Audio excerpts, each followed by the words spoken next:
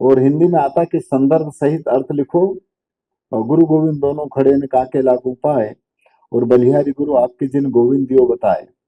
एक साखी ये भी थी, बड़ा हुआ तो क्या हुआ जैसा पेड़ खजूर, और पंथी को छाया नहीं फल लागे अति दूर, या चलती चक्की देख कर दिया कबीरा रोए, दो पाटन के बीच में साबुत बचा न कोई। तो 3 या 4 साखी थी, उसमें से एक साखी याद कर लो, परीक्षा में निश्चित रूप से आती थी और 10 नंबर की आती थी।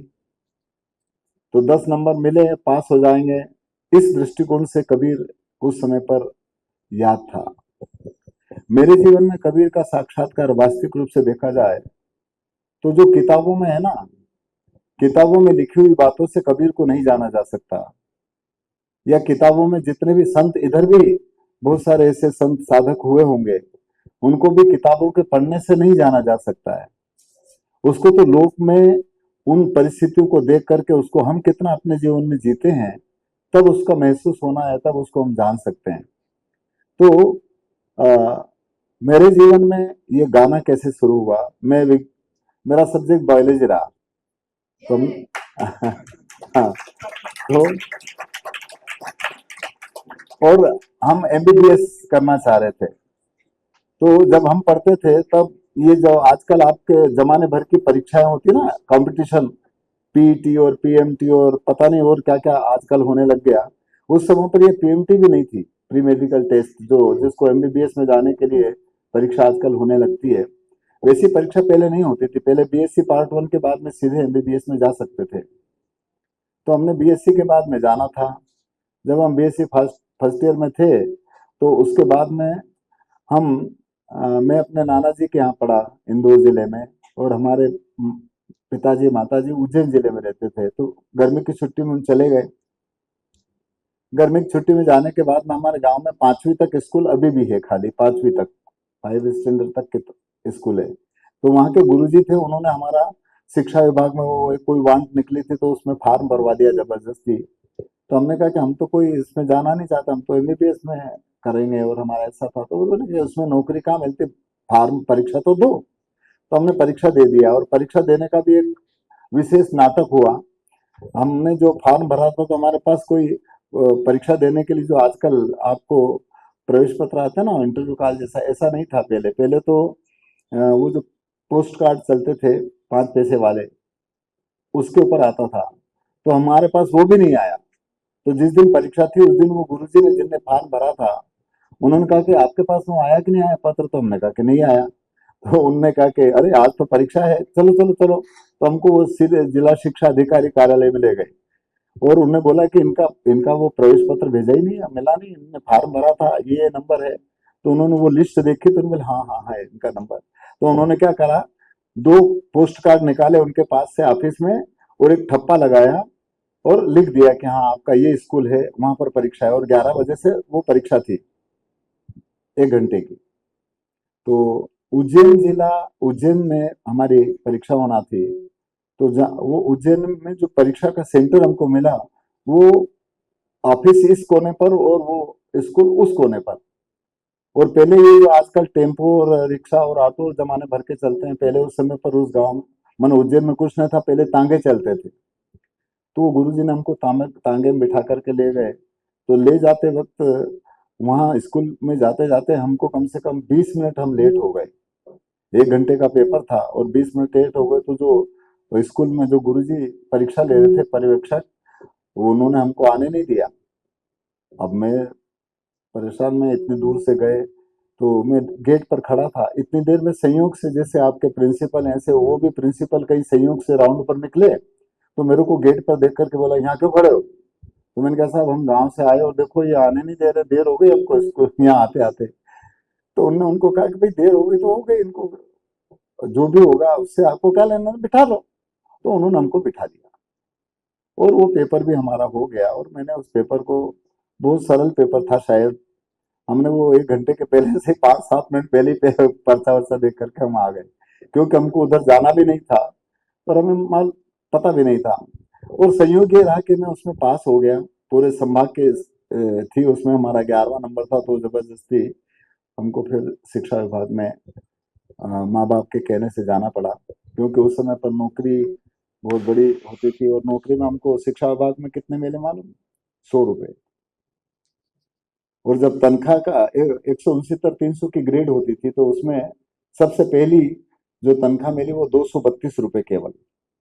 तो बात यह है साहिब, मैं ये कहना चाह रहा था कि मेरे मेरे जीवन में जो कबीर का साक्षात्कार हुआ वो मेरी नौकरी लगने के बाद में भी सन 77 78 में एक दिन मुझे एक कार्यक्रम में बुलाया गया। जैसा आपने आपके से आज रूबरू होने का मौका मिला, तो वहां पर गांव में एक जगह पर रात्रि को कार्यक्रम था, पूर्णिमा के दिन।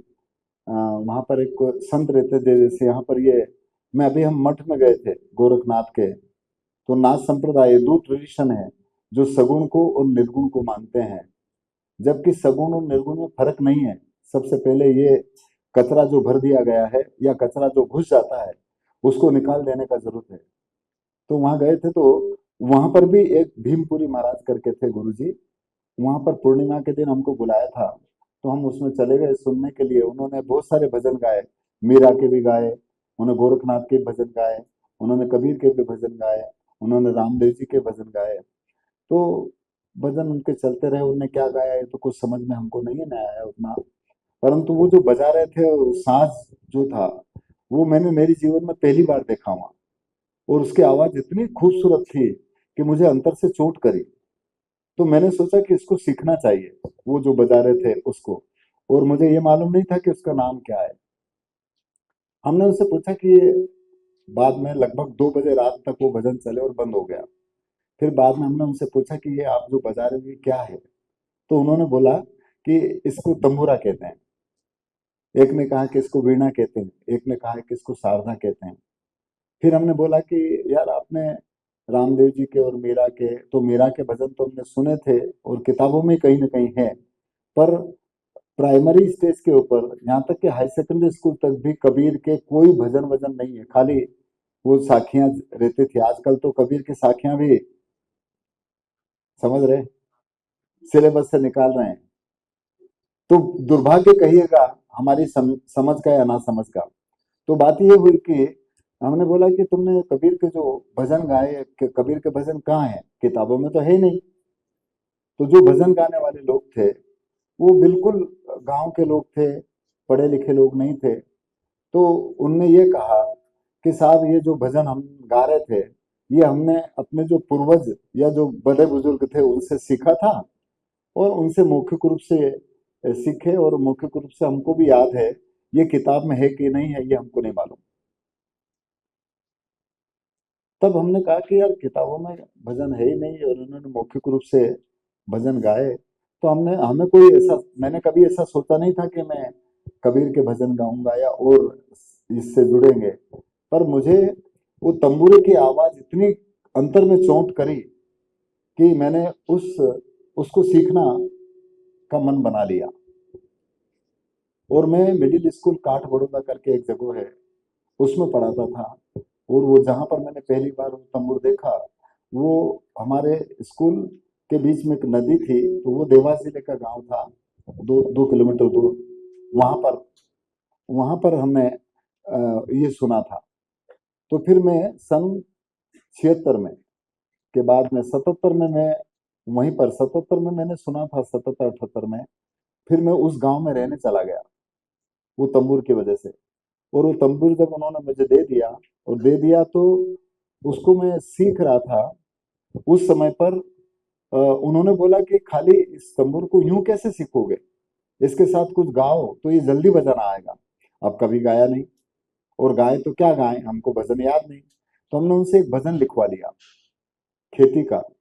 वो भजन इस तरह का था, खेती करे तो थाने समझ बताऊं, बल्दिया ने दुख मत दीजो, ओछी संगत नाहर भुगतावे, घर ही बैठा रीजे मन तू ऐसी खेती कीजे। उसके 2 3 अंतरे हैं। एक अंतरा ये है कि हंस हंस बगुला को एक रूप है, रूप देखे न मत रीजे, हंसा होए नर मोती चुगे छिलर पाँव मत दीजे। एक अंतरा यह है कि रूड़ा को फूल थाने लागे सुहावनो, सिर साट मत लीजे, अवसर खेत बीज मत बोझे, घर ही बैठो रीजे मन तू ऐसी खेती कीजे। ये भजन मैंने उनसे लिख लिया, और इसके मार्फत में जब सीख रहा था तो एक दिन की क्या घटना घटी, क्योंकि जैसे आप भी साइंस के जो स्टूडेंट्स हैं वो किसी की बात को जब तक नहीं मानते जब तक वो खुद करके देख न ले। तो ये खोपड़ी में हमारे भी कहीं ना कहीं कचरा भरा हुआ था। तो एक दिन जब मैं बैठा था कहीं पर, एक पक्षी आया और उस झाड़ के ऊपर उसने बैठ करके उस फूल के ऊपर जैसे ही चोंच मारी, फूल टूट करके नीचे गिर गया।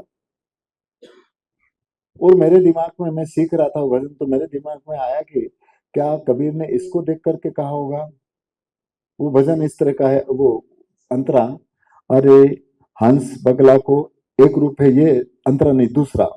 रूड़ा को फूल थाने लागे सुहावनो, सिर साट मत लीजे, औसर खेत बीज मत बोजे, घर ही बैठो रिजे रे मन तू, ऐसी खेती कीजे।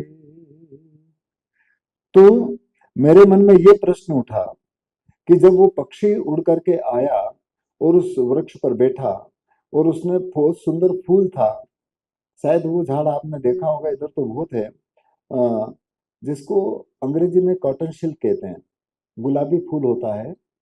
तो जब पक्षी आया ना, उसने फूल के ऊपर जैसे चोंच मारी, वो फूल टूट करके नीचे गिर गया, यानी उसके हाथ कुछ नहीं लगा। और दूसरा लाइन ये है कि ओसर खेत है ना, बंजर भूमि, बंजर भूमि में यदि कोई भी बीज बोते हैं तो कुछ नहीं होता है। तो मैंने विचार किया कि यार प्रकृति में भी घटित हो रहा है। सही बात है, वो इसकी सुंदरता को देख करके जब आया और उसने चोंच मारी, फूल टूट करके नीचे गिर गया, उसके हाथ कुछ नहीं लगा। और बंजर भूमि में यदि कोई भी बीज बोते तो कुछ नहीं होता है, यानी बात बिल्कुल सही। ये देख करके घटना हमारे अंतर में चोट लगी। और फिर मैंने अपने उसका असर कहीं ना कहीं मेरे जीवन पर भी होगा। तब मेरा रुझान इन संतों की वाणी के ऊपर हुआ और बस फिर थोड़ा सीख गए भजन गाना। और अ, हमारी यात्रा उधर भी और इधर भी चलती रही। शिक्षा विभाग में काम ज्यादा नहीं रहता। सुबह मान लो जैसे अभी आप आते हैं, सुबह आए होंगे या जो भी, तो 4 घंटे या 5 घंटे रहते हैं और फिर छुट्टी। तो हमारी भी यही पढ़ाते थे, तो 4-5 घंटे स्कूल में रहना और बाकी का काम फुर्सत। तो इधर उधर रात में जाना और गाना और ये सब खूब किया। मैं ये कहना चाहता हूँ कि संतों की जितनी भी वाणी है वो एक प्रैक्टिकली अनुभव है हर इंसान के जीवन का। और संतों की वाणी या जितने भी, कबीर को ले लें, गुरु नानक को ले लें, गोरखनाथ को ले लें, बछेंद्र नाथ को ले लें, दादू को ले लें, गरीब साहब को ले लें, पीपा को ले लें, और भी शेख फरीद को ले लें, बुल्ले शाह को ले लें, ये जितने भी पीर फकीर ओलिया या संत हुए हैं, उन्होंने जो अपने जीवन में जो महसूस किया ना, वो कहा। और वो आप और हमारे सबके जीवन में भी है। सवाल केवल ये है कि उसको हम कैसे एहसास करें या उसको हम कैसे देखें, उसका प्रैक्टिकली अनुभव हमारे ऊपर घटित करके कैसे देखें।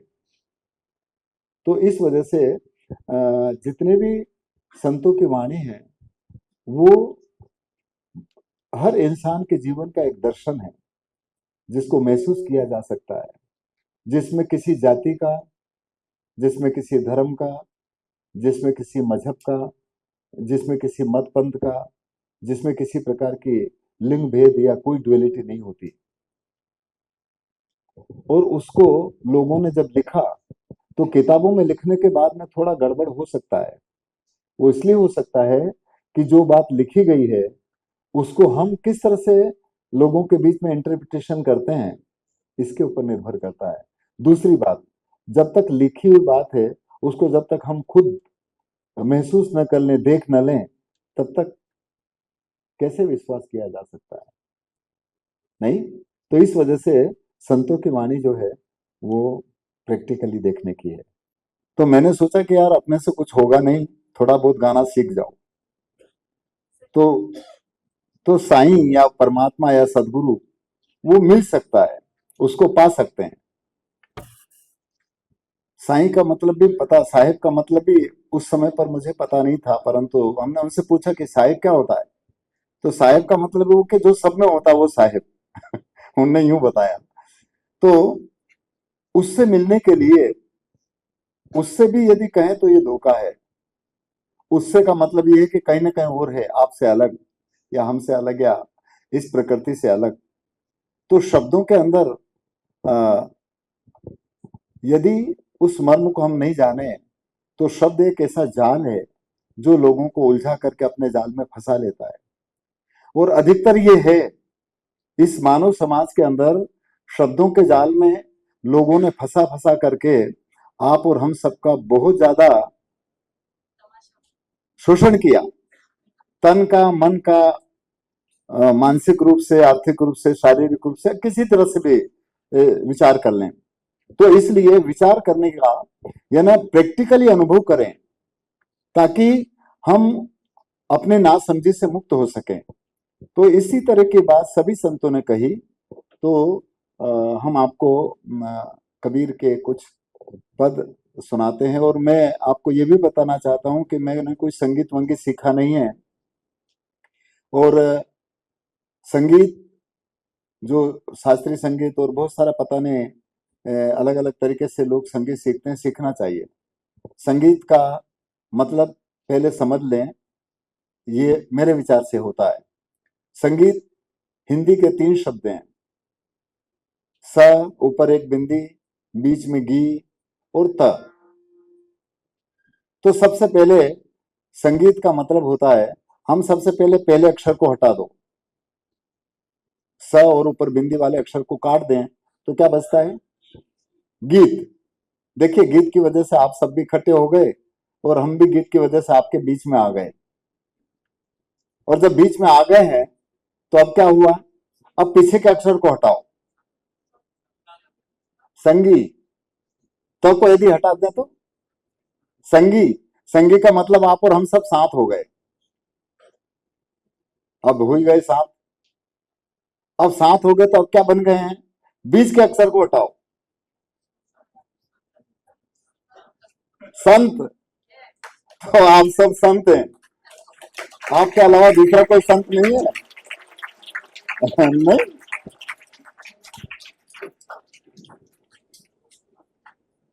तो अब संत का मतलब समझ गए। वो कॉन्सेप्ट अपनी खोपड़ी से बिल्कुल दूर कर दो कि सफेद कपड़े पहने होंगे या लाल कपड़े पहने होंगे या काले कपड़े पहने होंगे या बड़ी बड़ी जटा होगी या जटा नहीं होगी। संत वो होते हैं, संत अंत ये नहीं होते हैं। संत का शाब्दिक अर्थ होता है इस तन के अंदर सनी हुई एक सुप्रीम पावर या सुप्रीम एनर्जी या सुप्रीम क्वालिटी, जिसकी वजह से आप और हम सब जिंदा हैं, वो सब के अंदर है संत। यानी तन के अंदर सना हुआ सुप्रीम पावर। और इसी को सनातन कहते हैं, मैं ये मानता हूं। सनातन डिवा हिंदी विच्छेद करें तो क्या होगा?